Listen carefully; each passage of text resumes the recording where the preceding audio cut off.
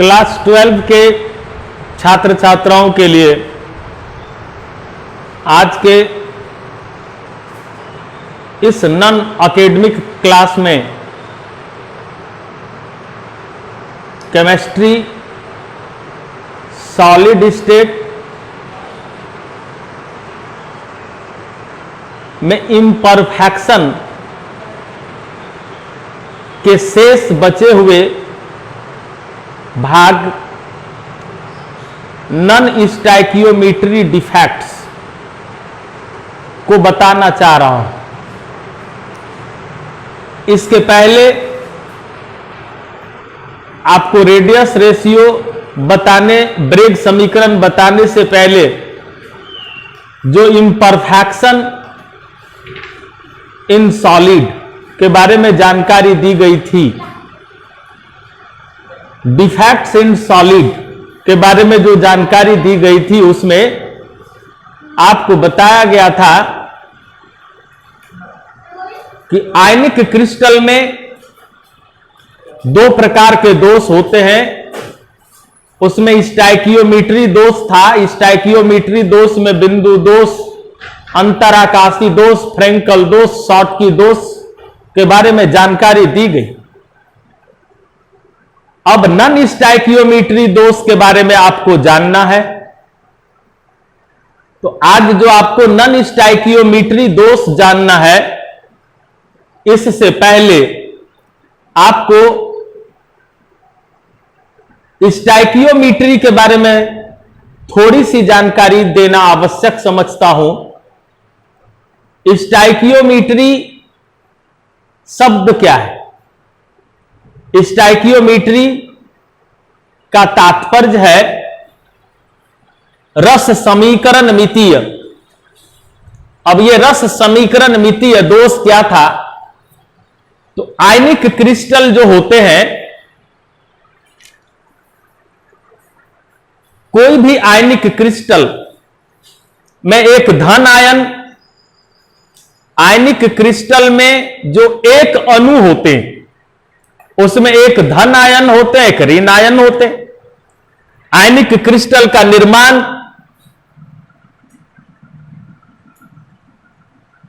A B धनायन ऋणायन के संयोग से होता है। एक प्लस आयन और फिर माइनस आयन।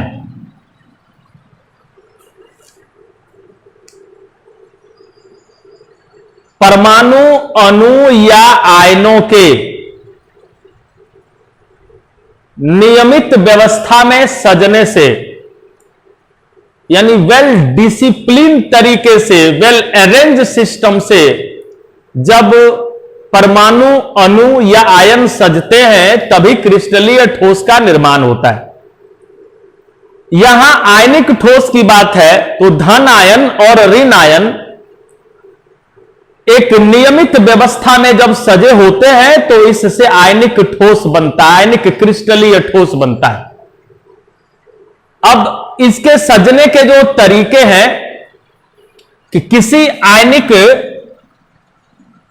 ठोस में प्लस माइनस प्लस माइनस फिर प्लस माइनस इस तरह सज रहा है,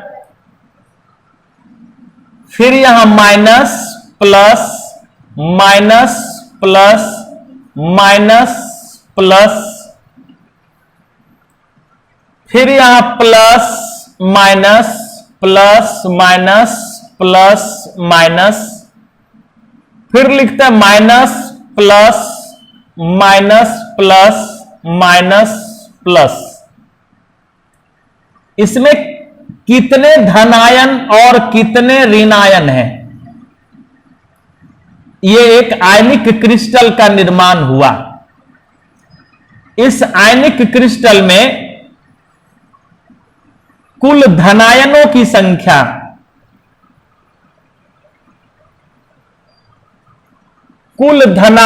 संख्या कितनी है? How many cation and how many anion present in this ionic crystal? तो इसका उत्तर होगा इसमें प्लस कितने हैं? तो 1 2 3 4 5 6 7 8 9 10 11 12 number of cation. Number of cation कितने हैं? तो 12 है। इसी तरह नंबर ऑफ एनायन कितने हैं? माइनस कितने हैं? तो 1 2 3 4 5 6 7 8 9 10 11 12 12 ऋणायन भी हैं। तो केटायन और एनायन का जो रेशियो होगा, जो अनुपात होगा, नंबर ऑफ केटायन फिर नंबर ऑफ एनायन का अनुपात 12/12 1 हो गया। इसको स्टाइकियोमीट्री बोलते हैं। तो वैसा आयनिक क्रिस्टल जिसमें धनायन और ऋणायन का अनुपात हमेशा 1 होता है, स्टाइकियोमीट्री कहलाता है। और यह तभी संभव है जब क्रिस्टल में जितने धनायन होंगे उतने ही संख्या में ऋणायन होंगे। इस प्रकार जितने सारे आयनिक क्रिस्टल थे उसमें जो दोष पाया गया था, बिंदु दोष, अंतराकाशी दोष आदि, वे सारे दोष स्टाइकियोमीट्री दोष कहलाए। स्टाइकियोमीट्री दोष कहलाए उसका तात्पर्य यह भी है कि इसके स्टाइकियोमीट्री पर उस दोष का कोई प्रभाव नहीं पड़ता है। जब आयनिक क्रिस्टल के स्टाइकियोमीट्री पर दोष का कोई प्रभाव ना पड़े तभी उसे स्टाइकियोमीट्री दोष कहते हैं। यानी ऐसे क्रिस्टल में जो दोष पैदा होता है, इस दोष के कारण भी प्लस और माइनस के संख्या का अनुपात चेंज नहीं होता, बदलता नहीं है, और फाइनली दोनों का अनुपात एक ही आता है। तभी वह स्टाइकियोमीट्री दोष के अंतर्गत जाना जाता है। अब आप स्टाइकियोमीट्री को जान गए, तो नॉन स्टाइकियोमीट्री अब जानना है। नॉन स्टाइकियोमीट्री में क्या होगा कि नंबर ऑफ केटायन और नंबर ऑफ एनायन इक्वल नहीं होंगे। धनायन और ऋणायन की संख्या का अनुपात एक नहीं आएगा। जब धनायन की संख्या और ऋणायन की संख्या समान नहीं होगी तो ऐसी स्थिति में धनायन और ऋणायन का जो अनुपात होगा वह एक नहीं होगा। उसको नॉन स्टाइकियोमीट्री कहेंगे। और वैसे आयनिक क्रिस्टल में जो डिफेक्ट्स पाया जाएगा उसको नॉन स्टाइकियोमीट्री दोष कहेंगे। नॉन स्टाइकियोमीट्री की परिभाषा क्या होगी? आयनिक क्रिस्टल में उपस्थित वह दोष जिसके कारण धनायन और ऋणायन का अनुपात एक नहीं होता, नॉन स्टाइकियोमीट्री दोष कहलाता है। धनायन और ऋणायन की संख्या ऐसे आयनिक क्रिस्टल में असमान होते हैं जिसके कारण धनायन और ऋणायन का अनुपात एक प्राप्त नहीं होता। नॉन स्टाइकियोमीट्री के नाम से जाना जाता है। अब नॉन स्टाइकियोमीट्री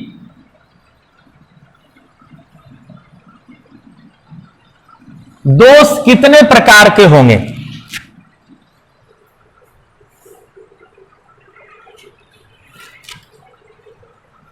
नॉन स्टाइकियोमीट्री दोष को मुख्यतः दो वर्गों में बांटा जाता है। एक होता है धातु आधिक्य दोष,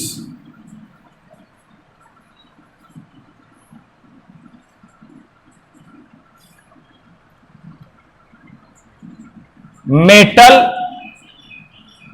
एक्सेस डिफेक्ट। दूसरा होता है धातु न्यूनता दोष। न्यूनता मतलब कमी, आधिक्य मतलब ज्यादा।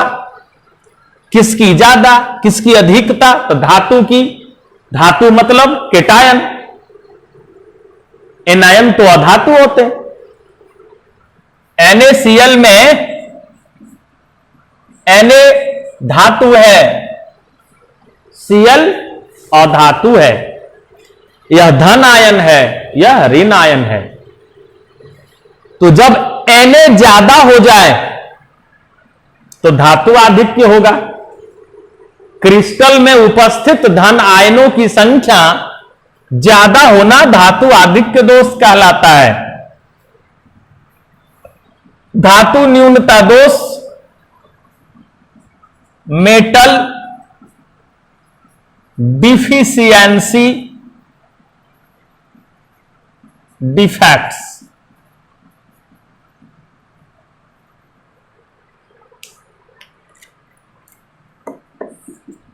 अब इसकी परिभाषा क्या होगी? तो वह नॉन स्टाइकियोमेट्री दोष जिसमें आयनिक क्रिस्टल में धातु की अर्थात धन आयन की अधिकता होती है, धातु आधिक्य दोष कहलाता है। दूसरे ढंग से इसकी परिभाषा हो सकती है, आयनिक क्रिस्टल में धातुओं की अधिकता के कारण पाए जाने वाले दोष को धातु आधिक्य दोष कहते हैं। अब ये धातु आधिक्य दोष दो तरह के होते हैं। दो कारणों से यह उत्पन्न होता है, इसलिए इसको दो तरह के दोष के रूप में जाना जाएगा। धातु आधिक्य दोष दो तरह से उत्पन्न होंगे।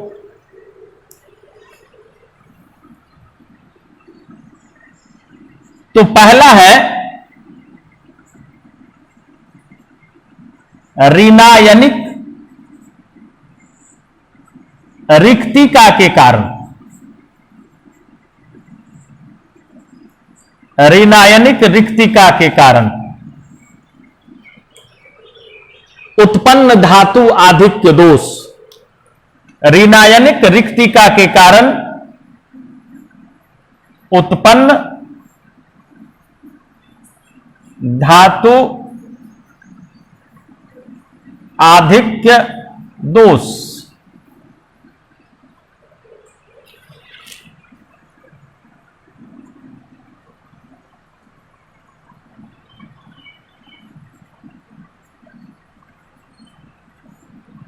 धनायनिक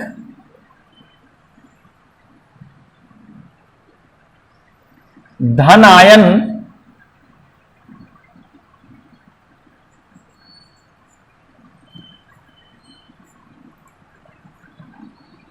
के अंतराकाशी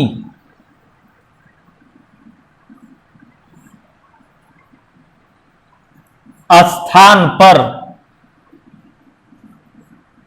चले जाने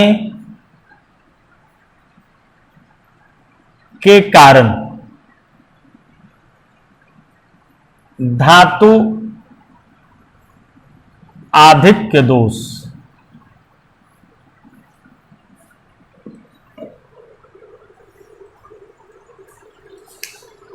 समझने की जरूरत है। सबसे पहली बात तो क्या है, इसको ठीक से जानना, जो अभी हमने बताया नॉन स्टाइकियोमेट्री, यानी ये ऐसे आयनिक क्रिस्टल में पाए जाने वाले दोष की चर्चा हम करने जा रहे हैं, जिसमें धनायन और ऋणायन की संख्या समान नहीं होगी, धनायन और ऋणायन का अनुपात एक नहीं होगा, उसमें धातु आधिक्य दोष पाए जाएंगे।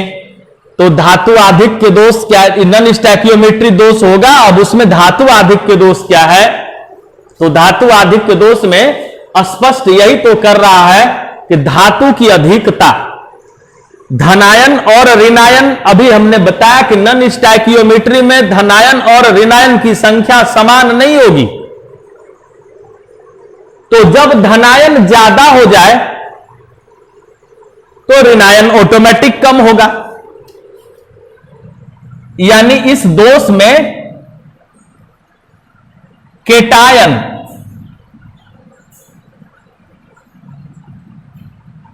इस दोष में यहां हम लिख सकते हैं नंबर ऑफ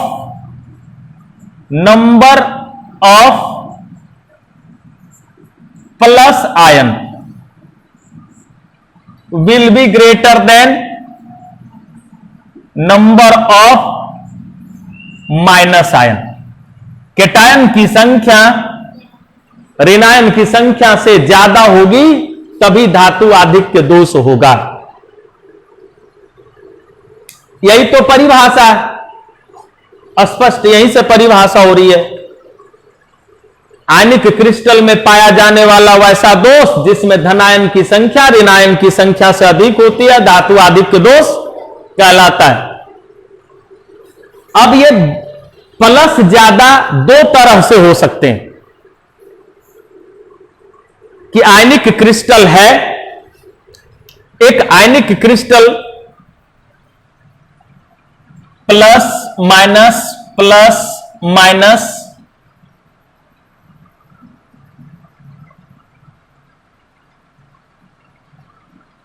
फिर माइनस प्लस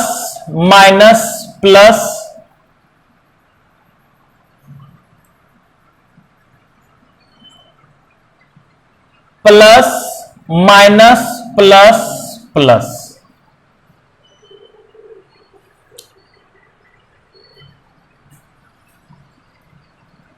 यदि इसमें इस प्रकार के आयनिक क्रिस्टल में इस प्रकार के आयनिक क्रिस्टल में प्लस कितने हैं? 2 4 6। माइनस कितने? 2 4 6। यदि माइनस अपने स्थान से गायब हो जाए तो उसमें भी बताए थे कि कोई आयन अपने स्थान से जब हट जाता है, गायब हो जाता है, तो शॉटकी दोष कहलाता है। तो यह एक प्रकार का शॉटकी दोष का उदाहरण है। शॉटकी दोष, यहां क्वेश्चन पूछता है ऋणायनिक रिक्तिका के कारण उत्पन्न धातु आधिक्य दोष निम्नलिखित में से किस प्रकार के दोष के सदृश होंगे? तो शॉटकी दोष के सदृश होंगे, क्योंकि शॉटकी दोष में हमने पहले ही बताया था कि अपने स्थान से आयन गायब हो जाता है। तो ऋणायन इस स्थान से गायब हो गया। ऋणायन के गायब हो जाने के कारण नंबर ऑफ प्लस, यहां नंबर ऑफ प्लस की जो संख्या है, नंबर ऑफ प्लस की जो संख्या है वो 6 है, और नंबर ऑफ माइनस की जो संख्या है वो 1 2 3 4 5। चूंकि एक माइनस उस स्थान से गायब हो गया, गायब हो जाने के कारण प्लस ज्यादा हो गया, माइनस कम हो गया, इसलिए ऐसे दोष को यहां शॉटकी दोष के रूप में भी जाना जा रहा है। अब इसमें हुआ क्या? माइनस घट जाने के कारण ऑटोमेटिक प्लस बढ़ गया। धातु आधिक्य यानी धन आयन को बढ़ाना है तो धन आयन दो तरह से बढ़ सकता है, कि धनायन की संख्या ज्यादा हो जाए, यानी एक्स्ट्रा धनायन वहां उपस्थित हो जाए, तो धातु यानी धनायन बढ़ जाएगा, या तो ऋणायन घट जाए तब भी धनायन बढ़ जाएगा।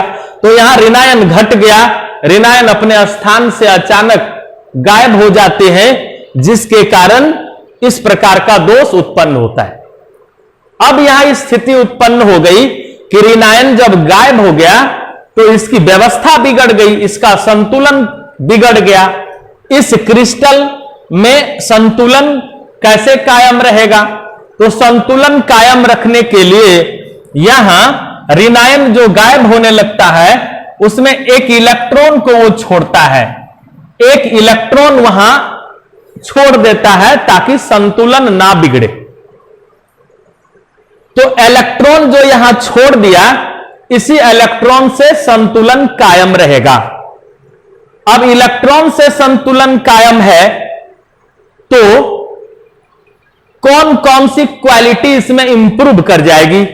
ऐसे ठोस में, ऐसे क्रिस्टलीय ठोस में किस प्रकार के गुण इसके कारण उत्पन्न हो जाएंगे? तो सबसे पहले मैं एक बार परिभाषा यहां बताना चाहूंगा। धातु आधिक्य दोष की परिभाषा बता दिया गया था। अब यहां ऋणायनिक रिक्तिका के कारण उत्पन्न धातु आधिक्य दोष, यह तो परिभाषा ही स्पष्ट कर रहा है कि आयनिक क्रिस्टल में पाया जाने वाला वैसा दोष जिसमें आयनिक क्रिस्टल के किसी एक स्थान से ऋणायन गायब हो जाते हैं। ऋणायन के गायब हो जाने के बाद एक इलेक्ट्रॉन के द्वारा वहां आवेश संबंधी संतुलन उत्पन्न होता है। ऐसे दोष को ऋणायनिक रिक्तिका के कारण उत्पन्न धातु आधिक्य दोष के नाम से जाना जाता है। अब ऋणायन के गायब हो जाने के कारण धनायन बढ़ गया तो धातु आधिक्य दोष उत्पन्न हो गया। अब इस दोष के कारण क्या क्या खासियत उत्पन्न हो जाएगा उसकी जानकारी देना चाहूंगा। तो सबसे पहला खासियत क्या होगा? क्वालिटी जो इंप्रूव करेगी, इसमें इलेक्ट्रॉन मुक्त अवस्था में है। मुक्त अवस्था में इलेक्ट्रॉन पाए जाने के कारण, फ्री इलेक्ट्रॉन के कारण, फ्री इलेक्ट्रॉन, स्वतंत्र इलेक्ट्रॉन के कारण यह कंडक्टर हो जाएगा। ऐसे सारे क्रिस्टल कंडक्टर हो जाते हैं, विद्युत के चालक हो जाते हैं। जिस ठोस में यह गुण पाया जाएगा वह ठोस विद्युत का सुचालक होगा। क्यों सुचालक हुआ? यहां से क्वेश्चन आएगा कि ऋणायनिक रिक्तिका के कारण ठोस में चालकीय गुण उत्पन्न होने के क्या कारण है? तो ऋणायनिक रिक्तिका बनने के क्रम में जो इलेक्ट्रॉन आवेश को संतुलित रखने के लिए वहां उपस्थित रहता है, वह इलेक्ट्रॉन स्वतंत्र अवस्था में होते हैं, इसलिए वह इलेक्ट्रॉन गति करने की क्षमता रखता है। अतः वह धारा को प्रवाहित करा सकता है, क्योंकि गतिशील इलेक्ट्रॉन ही विद्युत धारा के नाम से जाना जाता है। अब दूसरी स्थिति क्या उत्पन्न होगी कि इसमें चूंकि ऋणायन हट गया, ऋणायन इसमें उपस्थित नहीं है, एक ऋणायन की कमी हो गई, इसलिए ऋणायन के कमी के कारण घनत्व घटता है। इंपोर्टेंट है, ये सब क्वेश्चन बनते हैं। ऋणायनिक रिक्तिका के कारण जो दूसरा गुण उत्पन्न हुआ वो क्या है? घनत्व घटता है। ऋणायनिक रिक्तिका के कारण उत्पन्न प्रॉपर्टीज गुण, ऋणायनिक रिक्तिका के कारण उत्पन्न गुण, तो ये जो उत्पन्न गुण हुए हैं वो क्या क्या? पहला गुण क्या है? पहला गुण क्या है, फ्री इलेक्ट्रॉन चूंकि इसमें है इसलिए चालक हो गया। दूसरा है कि घनत्व इसका घट गया। और एक तीसरा गुण उत्पन्न होने जा रहा है जो अजुग्मित इलेक्ट्रॉन के कारण। अब इसमें जो एक एक्स्ट्रा इलेक्ट्रॉन है, तो एक्स्ट्रा इलेक्ट्रॉन अजुग्मित होगा, पेयर नहीं बनाने देगा। अयुग्मित इलेक्ट्रॉन के कारण यह ठोस पारामैग्नेटिक होगा। यह ठोस अनुचुंबकीय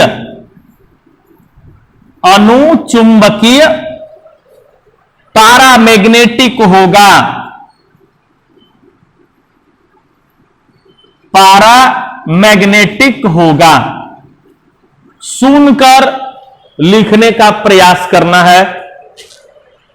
अचुंबकित इलेक्ट्रॉन के कारण, यानी नन पेयर जब होगा, इलेक्ट्रॉन का पेयर नहीं रह पाएगा, तो वैसे ठोस अचुंबकीय हो जाएंगे, अनुचुंबकीय हो जाएंगे। अनुचुंबकीय का मतलब चुंबक के तरफ दौड़ने वाला। चुंबक जब हम रखते हैं तो ऐसे पदार्थ चुंबक की ओर रनिंग करने लगता है, चुंबक की ओर खिंचाने लगता है, उसमें आकर्षण के गुण पाए जाते हैं, चुंबक की ओर वह आकर्षित हो जाता है, ऐसे गुण इसमें उत्पन्न होने लगते हैं। तो ऋणायनिक रिक्तिका के कारण जिस आयनिक क्रिस्टल में धातु आधिक्य दोष उत्पन्न होता है, उस ठोस में अजुग्मित इलेक्ट्रॉन के कारण अनुचुंबकीय गुण उत्पन्न हो जाते हैं। अनुचुंबकीय क्या है एक्स्ट्रा अलग से भी बताया जा सकता है, लेकिन अभी स्पष्ट कर रहा हूं मैं। अनुचुंबकीय पारामैग्नेटिक, इसका तात्पर्य है वैसे सारे पदार्थ जो चुंबक के तरफ आकर्षित होते हैं, सभी अनुचुंबकीय पदार्थ कहलाता है। अब और इसके अतिरिक्त जो गुण उत्पन्न होते हैं, चौथा गुण इसमें, यहां चौथा गुण मैं लिख रहा हूं, ये ऋणायनिक रिक्तिका के कारण जो सबसे इंपॉर्टेंट प्रॉपर्टी जिसमें क्रिएट किया, वह है एफ सेंटर विकसित होता है। एफ सेंटर विकसित होता है। एफ सेंटर, फर्व सेंटर, फारबेंजेंटर एक वर्ड है जर्मन लैंग्वेज। फारबेंजेंटर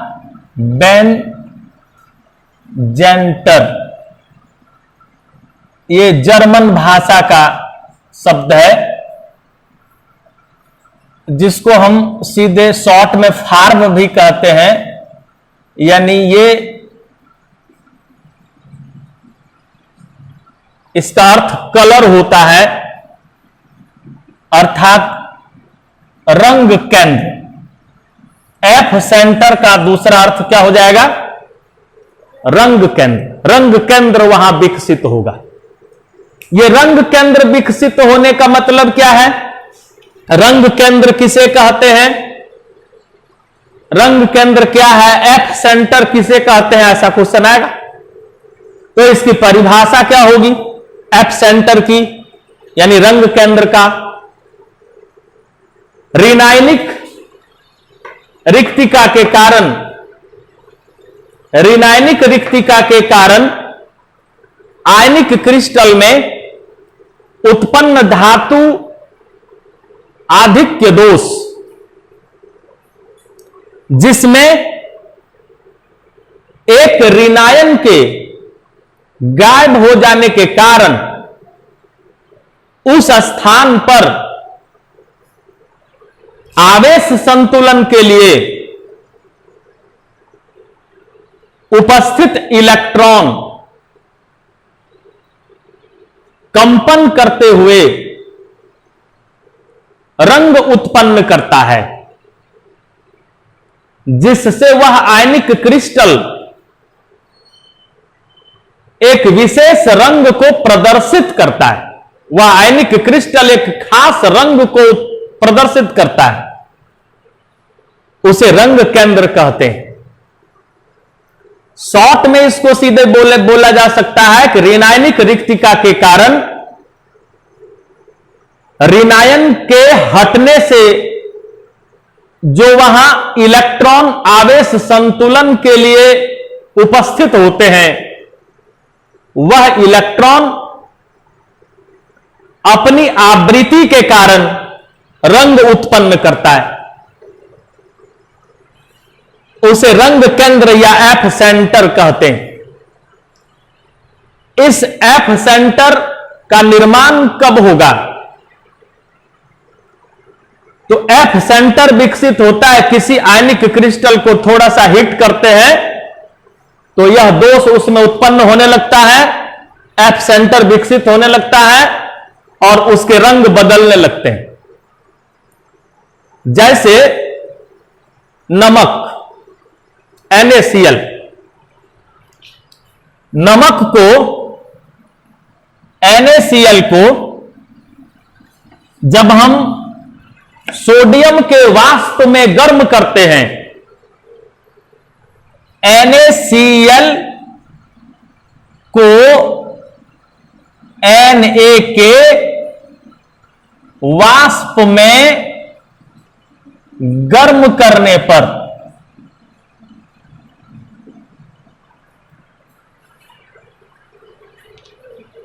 उस आयनिक क्रिस्टल से NaCl, NaCl, ClNa, ClNa, फिर NaCl, NaCl आयनिक क्रिस्टल है।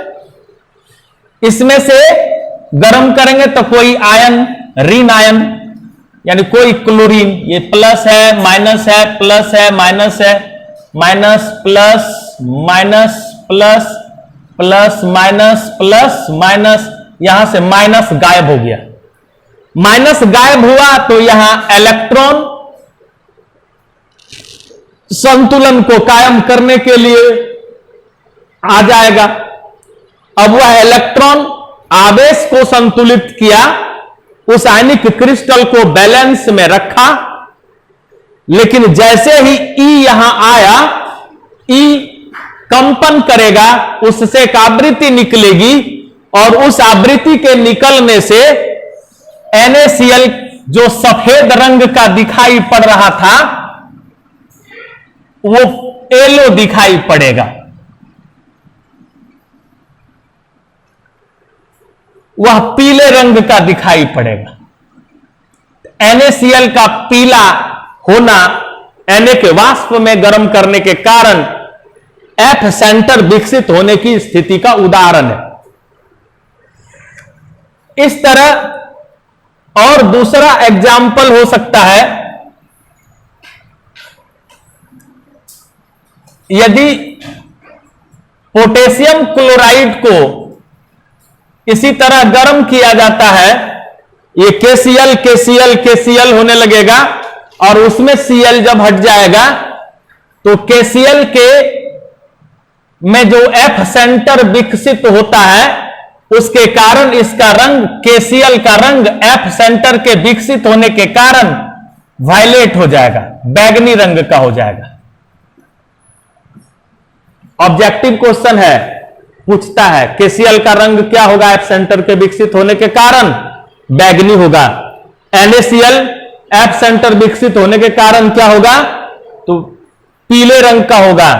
इसी तरह lithium chloride, lithium chloride, lithium chloride को भी जब इस तरह गर्म किया जाता है, वहां भी ऋणायनिक रिक्तिका उत्पन्न होती है और उसके कारण इसका रंग पिंक हो जाता है, ये गुलाबी कलर का हो जाता है।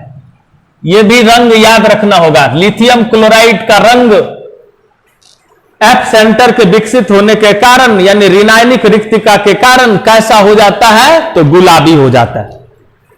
तो ये ऋणायनिक रिक्तिका के कारण जो जो प्रॉपर्टीज क्रिएट होता है, इन सारे प्रॉपर्टीज को जानना जरूरी है। इसी से क्वेश्चन आएंगे।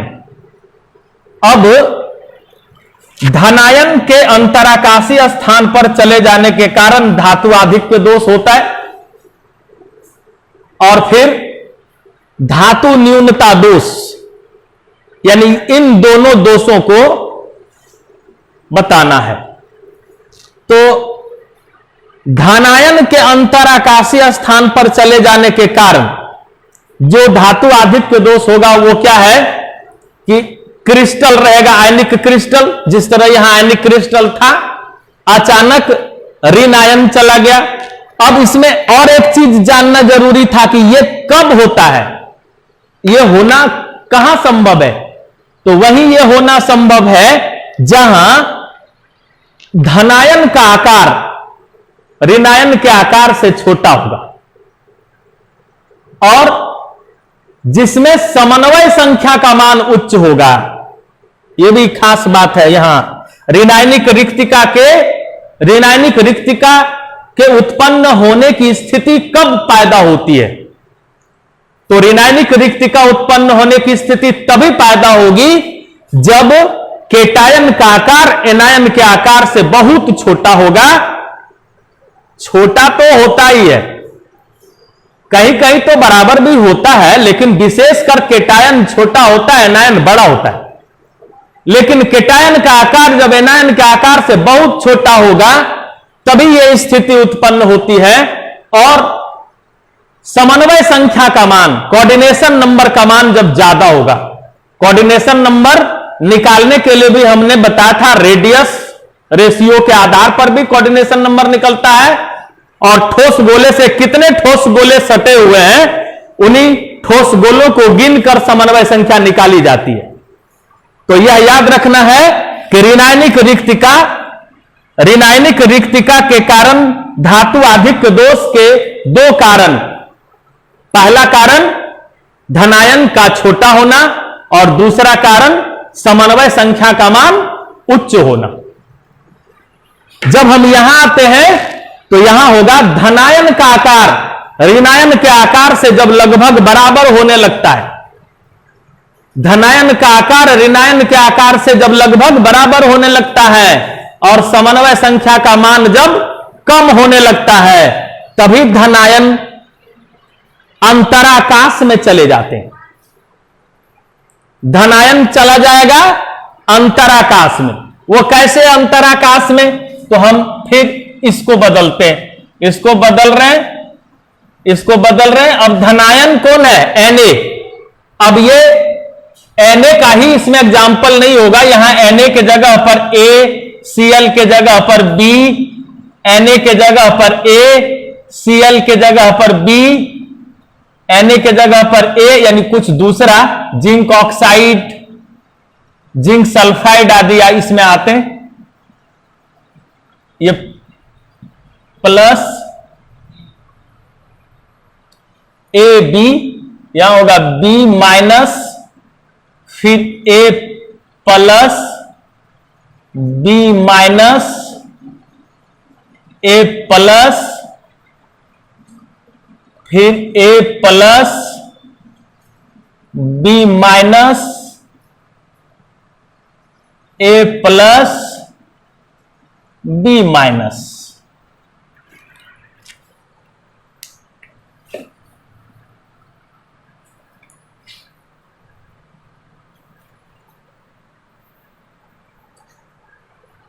जब धनायन का आकार ऋणायन के आकार से लगभग बराबर हो जाए, इस दोष के उत्पन्न होने की जो शर्तें हैं वह है, और दूसरा क्या है, कोऑर्डिनेशन नंबर का मान लो होना चाहिए, समन्वय संख्या निम्न होना चाहिए, समन्वय संख्या निम्न हो, तभी धनायन, जो धनायन है कोई A यहां से उठा और यहां आ गया, इंट्रिंसिक यानी कतार के बीच में जो खाली जगह है वही ना अंतराकाश है। तो अंतराकाश में धनायन के चले जाने के कारण धातु आधिक्य दोष उत्पन्न हुआ। अब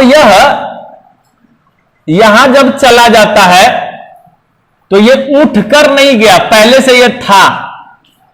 बाहर से कोई धनायन यहां आकर धन आयन की संख्या को बढ़ा दिया।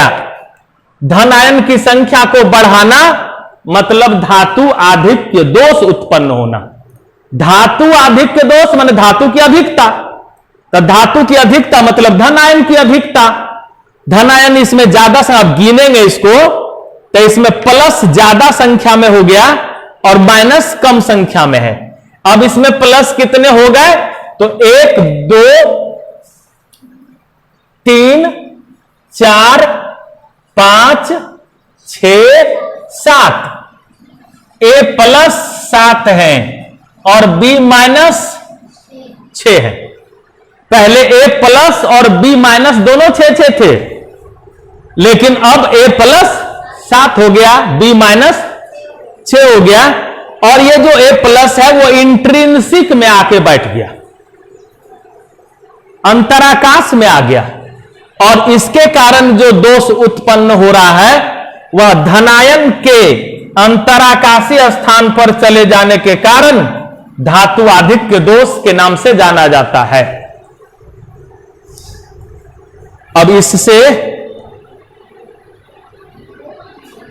इसमें भी फ्री इलेक्ट्रॉन के कारण यह कंडक्टर हो जाएगा, लेकिन घनत्व का मान इसमें बढ़ जाएगा, यह भी पैरामैग्नेटिक हो जाएगा। अब नेक्स्ट वीडियो में जो शेष नॉन स्टैकियोमेट्री दोष में बच गए हैं उससे संबंधित जानकारी दी जाएगी। धन्यवाद।